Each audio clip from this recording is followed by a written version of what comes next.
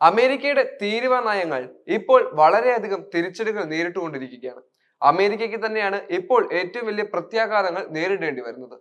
അമേരിക്കയുടെ പല മാർക്കറ്റുകളും ഇടിഞ്ഞു വീഴുകയും അതുപോലെ തന്നെ ഇപ്പോൾ പല സ്ഥാപനങ്ങൾക്കും പല രീതിയിലുള്ള വലിയ നികുതികൾ മറ്റ് രാജ്യങ്ങളിലേക്ക് മേടിക്കുകയും ചെയ്യേണ്ട അവസ്ഥ അമേരിക്കയ്ക്ക് വന്നു ചേർന്നു. ഇത് 1990കളിൽ അമേരിക്ക നേരിട്ട ഏറ്റവും വലിയ സാമ്പത്തിക മാന്ദ്യത്തെക്കാൾ അപ്പുറമാകുമെന്നാണ് പ്രധാന നിരീക്ഷകരെല്ലാം തന്നെ വെളിപ്പെടുത്തിയിരിക്കുന്നത്. എന്താണെങ്കിലും ഈ ഒരു കാര്യത്തിൽ ഇപ്പോഴും വ്യക്തത വരാത്തത് കൊണ്ട് തന്നെയും ഇനിയും അമേരിക്കയുടെ തീരുമാനം ഡൊണാൾഡ് ട്രംപ് മാറ്റിയില്ലെങ്കിൽ അമേരിക്ക വലിയൊരു തകർച്ച നേരിടേണ്ടി വരുമെന്നുള്ളതും തീർച്ചയാണ്. അതുകൊണ്ട് തന്നെ അമേരിക്കയുടെ ഇത്തരത്തിലുള്ള നടപടികൾ നമുക്കും വലിയൊരു തിരിച്ചടി ലഭിച്ചിരിക്കും.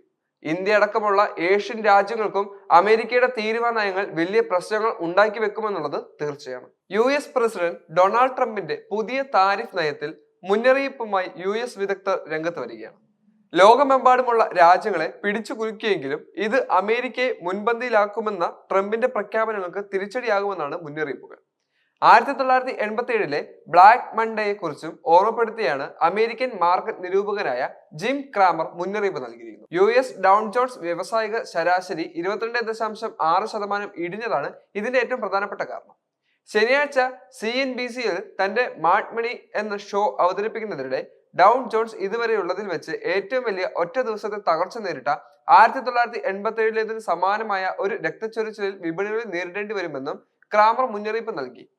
തീരുവകൾ ചുമത്താത്ത രാജ്യങ്ങളുമായി US പ്രസിഡന്റ് എത്തിച്ചേർന്നില്ലെങ്കിൽ അവരുടെ അനുസരണത്തിന് പ്രതിഫലം നൽകിയില്ലെങ്കിൽ സ്ഥിതി കൂടുതൽ വഷളാകുമെന്നും അദ്ദേഹം അവകാശപ്പെടുന്നുണ്ട്. നിയമങ്ങൾ പാലിക്കുന്ന ഈ രാജ്യങ്ങളിലേക്കും കമ്പനികളിലേക്കും പ്രസിഡന്റ് എത്തി പ്രതിഫലം നൽകാൻ ശ്രമിച്ചില്ലെങ്കിൽ 1987ലെ സാഹചര്യം 3 ദിവസം ഇടിഞ്ഞു. തുടർന്ന് തിങ്കളാഴ്ച 22% ഇടിയും ഏറ്റവും കൂടുതൽ സാധ്യതയുള്ളതായി അദ്ദേഹം പറയുകയും ചെയ്തു. അറിയാൻ നമുക്ക് അധികം കാത്തിരിക്കേണ്ടി വരില്ല. തിങ്കളാഴ്ചയോടെ നമുക്കിതെല്ലാം വ്യക്തമായി തന്നെ അറിയാൻ സാധിക്കുമെന്നും അദ്ദേഹം കൂട്ടിച്ചേർത്തിരുന്നു.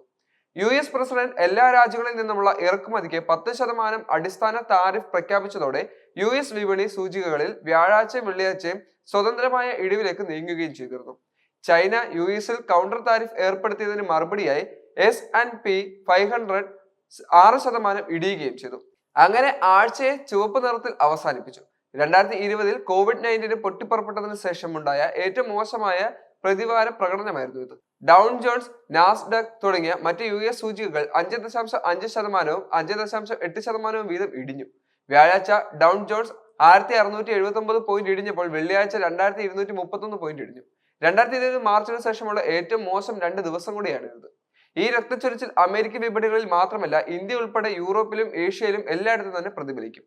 എന്നിരുന്നാലും ശക്തമായ തൊഴിൽ ഡേറ്റയാണ് US മാന്ദ്യത്തിലേക്ക് വഴുതി വീഴ്ത്തിയെന്നാണ് തടയാനും അദ്ദേഹം കാരണമായിട്ടുണ്ട്.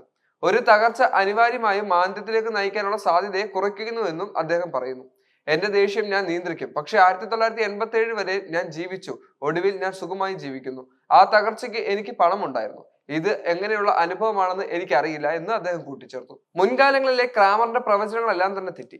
2007-8 സാമ്പത്തിക പ്രതിസന്ധിയുടെ സമയത്ത് Bear Stearns, Merrill Lynch, Morgan Stanley, Wachovia, Lehman Brothers എന്നിവയിൽ നിക്ഷേപിക്കാൻ ശുപാർശ ചെയ്തതിന് ക്രാമർ വിമർശനം നേരിട്ടു. അവരുടെ ഓഹരികൾ തകർന്ന് അവർ കട അടച്ചുപൂട്ടുകയും ചെയ്തു. അങ്ങനെ ഈ ആഴ്ച വിപണികളെ കുറിച്ചുള്ള അദ്ദേഹത്തിന്റെ അന്ത്യദിന പ്രവചനം ഒരു നുള്ളു ഉപ്പുവെള്ളം പോലെ വിശ്വസിക്കപ്പെടുകയാണ് ഇപ്പോൾ.